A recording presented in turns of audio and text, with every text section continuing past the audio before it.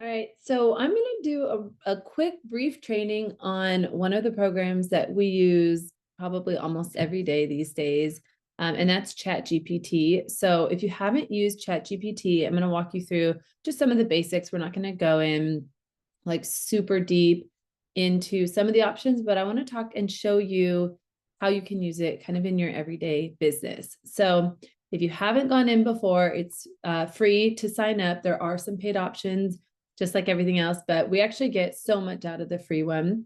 The website, you can just go to ChatGPT, and we're going to go straight into our actual ChatGPT. So when you go in here, it's going to first ask you, what can you help with? What I've noticed and what I've found is you really do need to start thinking about how you might want to use ChatGPT and think of it as like a training, because the more you talk to it, the more it's going to get to know you. It's going to get to know your business. It's going to get to know what's important, your tone, all of these things. And so the more you talk to it, the more it's going to grow, the better it's going to become for you. So over time, we've used it to help with so many things. And now it really does understand our business, some of the projects we have going on, how we work with you guys even. And it's really helped us to kind of better speak, I think, to you guys. So that's number one, is just knowing that it is something that is really trainable, and keep that in mind.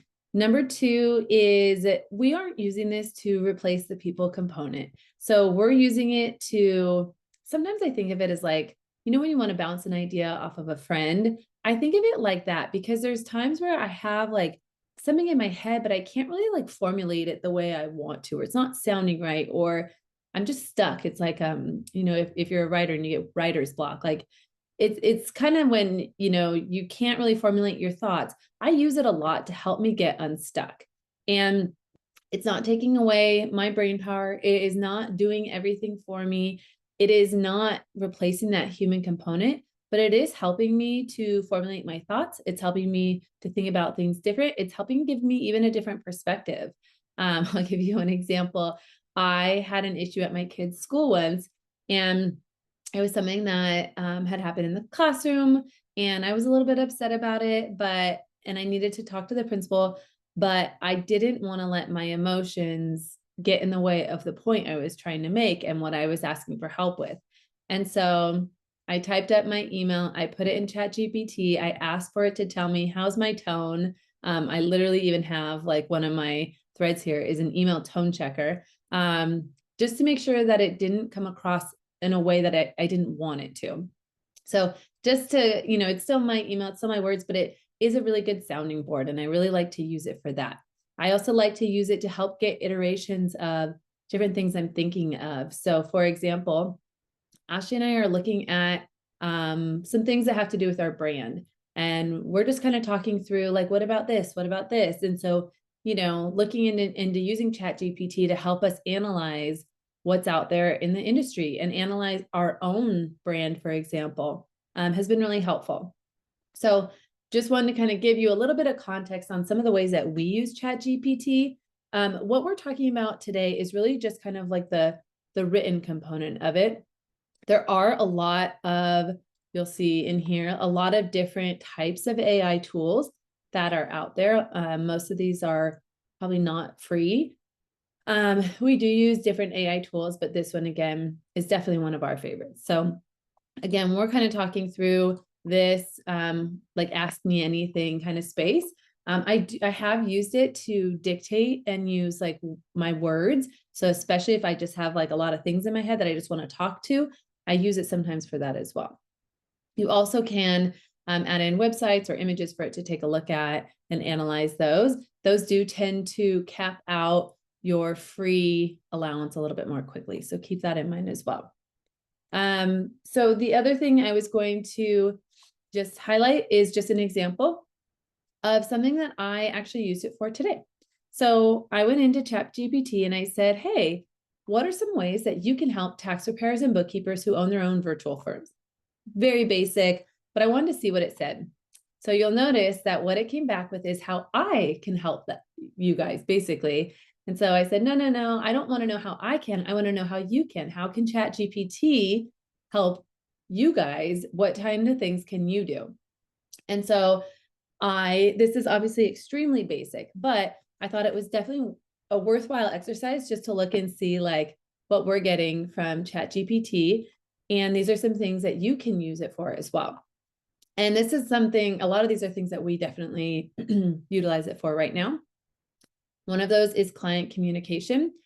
I mentioned this with my email with the principal, but handling difficult conversations, putting in emails that you receive from clients and saying, how can I respond to this in a way that is professional, polite, but gets, X, Y, and Z point across. That's honestly one of my favorite things to use it for.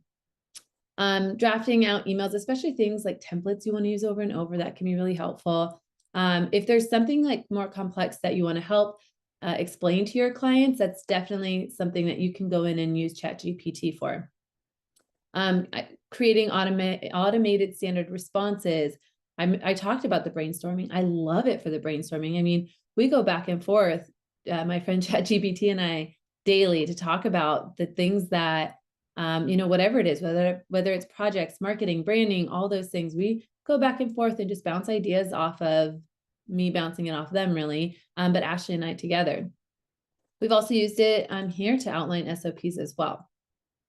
I talked about marketing. I don't like to use it to actually write my marketing. And I will say it is often, I mean, we're training ChatGPT to sound better, but I still do find that it sounds pretty much not like me.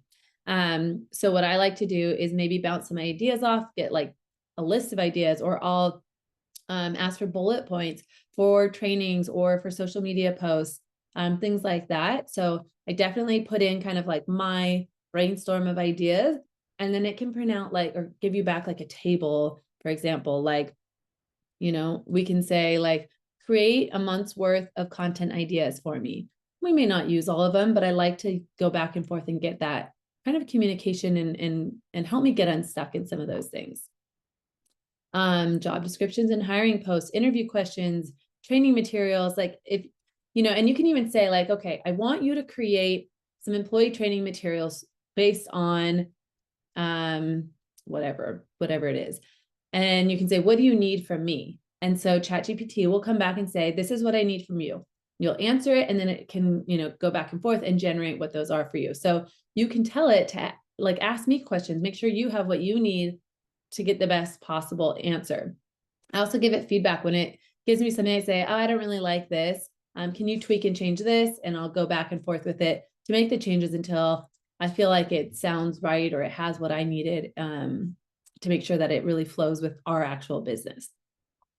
The research and industry insights, that can be really helpful just to keep updated on what's going on. You can ask it questions to help you compare things, and industry trends, things like that. So obviously this is just like the tip of the iceberg, right? There's so many things you can use it for.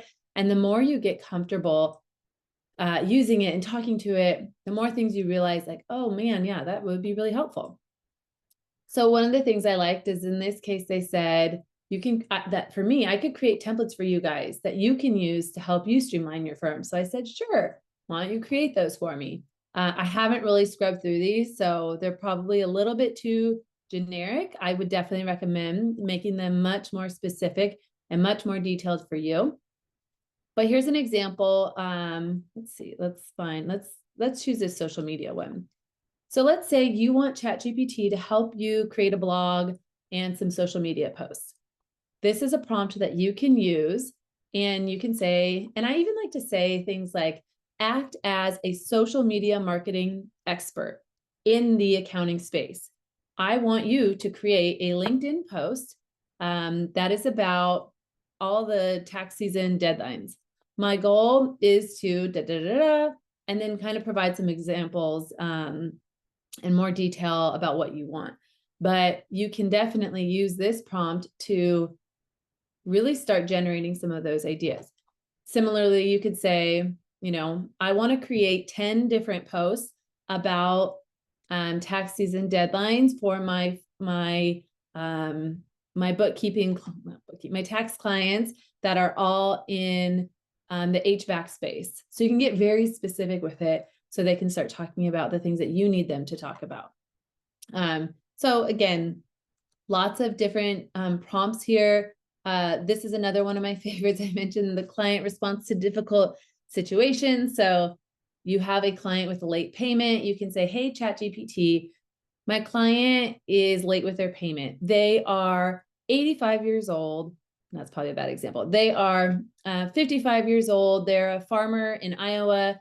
They're actually my really good friend. And I want to make sure that this comes off as very polite and professional while also enforcing my boundaries. And I want to make sure that it doesn't, have a negative impact on my reputation or our friendship or whatever. So you can kind of give it all those different scenarios and see what it comes out with. So why don't we just test this one out real quick, actually. Okay, so let's say a client is late on a payment. Let's see, by 30 days. I want to respond in a way that is, we'll say all these things, right? We wanted to be firm, understanding, polite, etc., while setting boundaries. This client is a farmer in Iowa. They are 50, we'll say he is 55 years old and is a good friend of mine. Please draft a professional response that maintains a good client relationship while keeping in mind our friendship. Okay, so that's just an example of a prompt. So here's an email that you can send back. We can look at it, we can tweak it, especially if you want to say like, oh, I hope farming season is going well, whatever the case is. So you can add things in that are personal to you. And well, it looks like they did that. We hope things are going smoothly on the farm. I completely understand things get hectic. So you can see how it's kind of using some of that language. And this is where you could kind of go back and forth and tweak it and things like that too. So just wanted to give you that example of how we use it often. We also might even like take it a step further and let's say they still didn't respond. Say now they're 45 days past due and I need to escalate this and let them know what the repercussions or next steps are if they are late. Like maybe you're gonna, take it somewhere else, whatever. So this is where you can kind of say like, please come up with an escalation plan for me, or please help me address, whatever this other issue is. So you can really kind of iterate it. I do like creating as much as possible different threads in here. So that way it can really just keep it organized. You'll see, I literally use it for like in my personal life, I use it for party theme ideas. I put a picture of my sourdough that I was making in there and said, can you help me? It's looking a little watery. Like, I mean, it's literally, there's so many things that we use it for. So you can have some fun. You can use it for trip itineraries.